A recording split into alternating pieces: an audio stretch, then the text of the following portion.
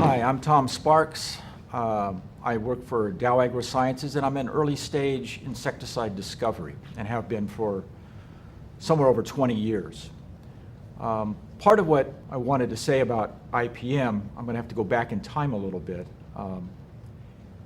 Today we have about 7 billion people on this planet, and a key issue for agriculture, and if you're in agriculture and you're listening to this, you're part of it, is that we need to feed everybody on this planet. If you go back into the 1960s as a reference point, we had half the number of people, but the proportion of people on this planet that were hungry was far larger, and relative food prices were 2 to 3 times what they are today. And again, if you go back to the 60s and look, there were predictions of mass starvations that was going to occur in the 70s and 80s. Well, obviously this didn't happen, and why? And that's because agriculture was able to increase productivity without really increasing the amount of land that we were incorporating. And as a consequence, food is more plentiful today than it has been in the past. Part of the reason for that is, I think, in my opinion, the advent of IPM, or integrated pest management. Integrated pest management is a critical component of successful agriculture today. It provides a balanced approach that hopefully will get to long-term control. And long-term, I'm not talking just for the season, but I'm talking over a period of years. And part of the reason that it's important is there are no silver bullets.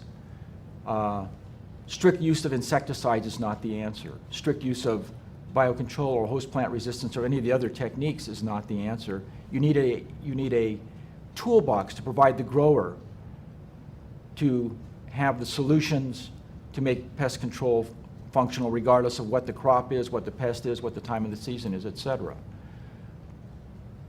So part of the importance of integrated pest management, or IPM, also is that it's good resistance management. Working in discovery research, I can tell you that the discovery process is not simple or cheap. According to Crop Life, the cost of developing a new pesticide is somewhere around $250 million. Now, there's a large variance on that. But even so, if you're talking $70 or $100 million, it's a very large investment.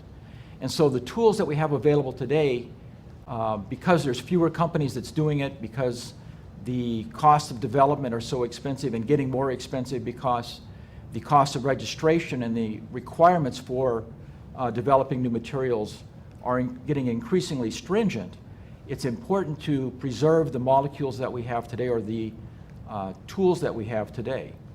And integrated pest management provides a mechanism of that, because by combining a variety of approaches, not just insecticides, but all the other aspects, whether it be biocontrol, host plant resistance, transgenic crops, etc.